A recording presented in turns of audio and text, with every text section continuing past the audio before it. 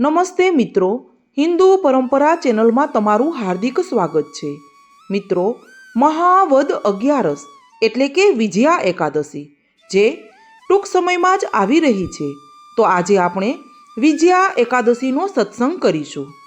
વિજયા એકાદશીનું મહાત્મ્ય સ્કંદ પુરાણમાં પણ વર્ણવવામાં આવ્યું છે.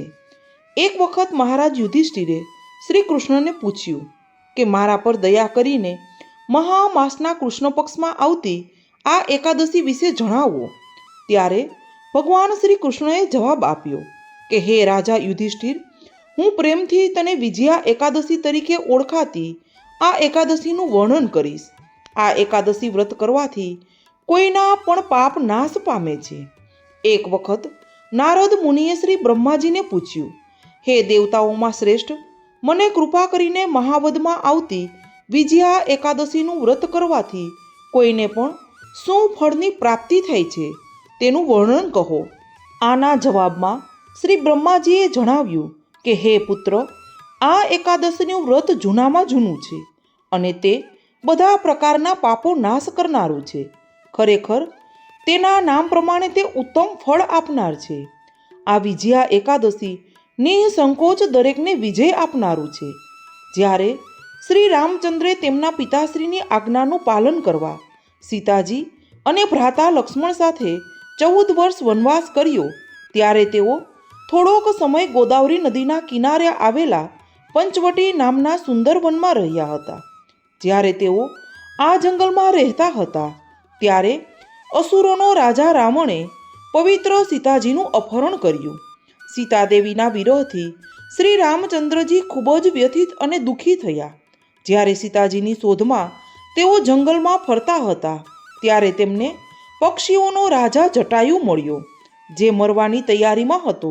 જટાયુએ રામચંદ્રજીને સીતા વિશે બધી વાત કરી અને પછી તેની વૈકુંઠમાં ગતિ થઈ. ત્યાર પછી રામચંદ્રજીએ સુગ્રીવ સાથે મિત્રતા કરી. રામચંદ્રજીના પવિત્ર કાર્યોમાં મદદ કરવા બધું વાનર સૈન્ય તૈયાર થયું.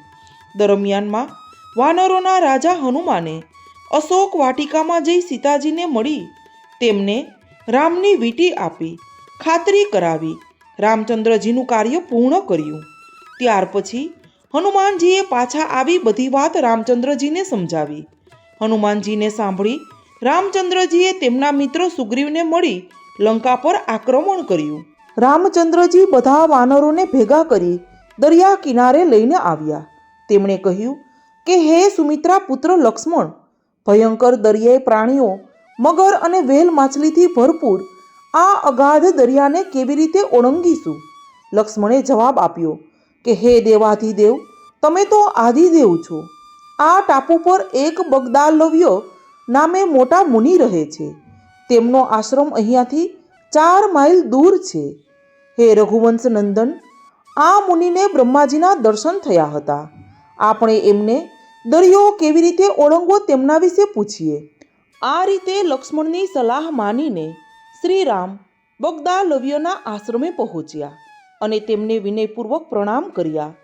તે ત્રિકાળ જ્ઞાની મુનિ તરત જ સમજી ગયા કે આ વ્યક્તિ બીજું કોઈ નહીં પરંતુ શ્રી રામચંદ્રજી પોતે જ છે અને રાવણને મારવાના વિશિષ્ટ કાર્ય માટે જ ભૌતિક જગતમાં પધાર્યા છે. મુનિએ રામચંદ્રજીને પૂછ્યું, કૃપા કરીને આપના આવવાનું કારણ જણાવો. રામચંદ્રજીએ જવાબ આપ્યો કે હે બ્રાહ્મણ, આપની કૃપાથી હું મારા સૈનિકો સાથે રાવણ સામે યુદ્ધ કરવા અને લંકા પર વિજય મેળવવા આ દરિયા કિનારે આવ્યો છું. હે મુનિઓમાં શ્રેષ્ઠ, કૃપા કરીને આ અગાધ દરિયાને ઓળંગીને સામે પાર જવા માટે કોઈ યુક્તિ બતાવો. ફક્ત આ કારણથી જ આપના ચરણ કમળનો આશ્રય લીધો છે.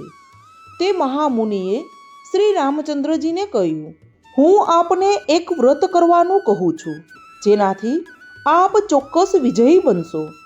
આ યુદ્ધના વિજયથી આપને અસાધારણ કીર્તિ અને યશ પ્રાપ્ત થશે. આમ છતાં આપે અવિચલિત થઈને ધ્યાનથી આ વ્રતનું પાલન કરવું પડશે. હે રામ, મહામાસના શુક્લ પક્ષમાં વિજયા એકાદશીના નામે ઓળખાતી એકાદશી આવે છે. આ એકાદશી કરવાથી આપ આપના વાનર સૈનિકો સાથે સહેલાઈથી આ દરિયો ઓળંગી શકશો. હે પ્રભુ રામચંદ્રજી, હવે કૃપા કરીને એકાદશી કરવાની વિધિ વિશે સાંભળો. એકાદશીના આગલા દિવસે એક સુવર્ણ, ચાંદી કે તાંબાનો કળશ પાણીથી ભરી તેને આમ્રકુંજની પાંદડીઓથી શણગારવો જોઈએ. ત્યાર પછી તે કળશને 7 ધાન્યથી શણગારેલ યજ્ઞકુંડના ચોરી પર મૂકવો અને શ્રી નારાયણની સુવર્ણની મૂર્તિ મૂકવી. એકાદશીના દિવસે આપે સવારે વહેલા ઉઠીને સ્નાન કરી શ્રી નારાયણની મૂર્તિને વિવિધ વસ્તુઓ જેવી કે તુલસી દલ, ચંદનનો લેપ, ફૂલ, હાર, અત્તર, ઘીનો દીવો અને મેવો ધરીને પૂજા કરવી. તમારે એ રાત્રે જાગરણ કરવું. એકાદશીના બીજા દિવસે સૂર્યોદય પહેલાં નદી, તળાવ કે સરોવરના કિનારે આ કળશની વ્યવસ્થિત પૂજા કરવી. ત્યાર પછી આપે આ કળશને શ્રી નારાયણની મૂર્તિ સાથે બ્રહ્મચારી બ્રાહ્મણને દાનમાં આપવો. આમ કરવાથી આપ ચોક્કસ આપના દુશ્મન પર વિજય મેળવી શકશો. આ મહાન મુનિની સૂચના પ્રમાણે શ્રી રામચંદ્રજીએ આ એકાદશીનું વ્રત કરી ઉમદા ઉદાહરણ પૂરું પાડી વિજયી બન્યા. કોઈ પણ વ્યક્તિ આ એકાદશીનું વ્રત યોગ્ય રીતે કરે તો તે આ જન્મમાં અને પછીના જન્મમાં તેના જીવનમાં વિજયી બને છે. બ્રહ્માજીએ નારદજીને કહેવાનું ચાલુ રાખતા કહ્યું કે હે મારા પ્રિય પુત્ર, દરેક વ્યક્તિએ આ વિજયા એકાદશીનું વ્રત કરવું જોઈએ. વિજયા એકાદશીના વ્રત પાલનથી દરેકના પાપ નાશ પામે છે. જે કોઈ પણ આ એકાદશીના મહાત્મ્ય વિશે સાંભળે કે વાંચે છે તેને વાજપેયી યજ્ઞનું ફળ મળે છે. સ્કંદ પુરાણમાં વિજયા એકાદશીનું મહાત્મ્ય વર્ણવેલ છે. આ દિવસે ભગવાન શ્રી રામચંદ્રજીએ અધર્મના નાશ તથા ધર્મના વિજય અર્થે સમુદ્ર સેતુ બાંધીને લંકા પ્રયાણ કર્યું હતું. આ એકાદશીનું વ્રત કરનાર સર્વ કાર્યોમાં વિજયી થાય છે. તેની કથા અને મહાત્મ્યના શ્રવણ મનનથી વાજપેયી યજ્ઞનું ફળ પ્રાપ્ત થાય છે. આ પ્રકારે વિજયા એકાદશીના વ્રતનો અતુલ પ્રતાપ છે. મિત્રો, વિજયા એકાદશીના વ્રતનું ફળ સૌને મળે અને સૌને દરેક ક્ષેત્રમાં વિજય પ્રાપ્ત થાય. મિત્રો, આવા ધાર્મિક વિડીયો સાંભળવા માટે અમારી ચેનલ હિન્દુ પરંપરા સાથે જોડાયેલા રહેજો. વિડીયોને લાઈક, શેર અને સબસ્ક્રાઈબ કરી દેજો.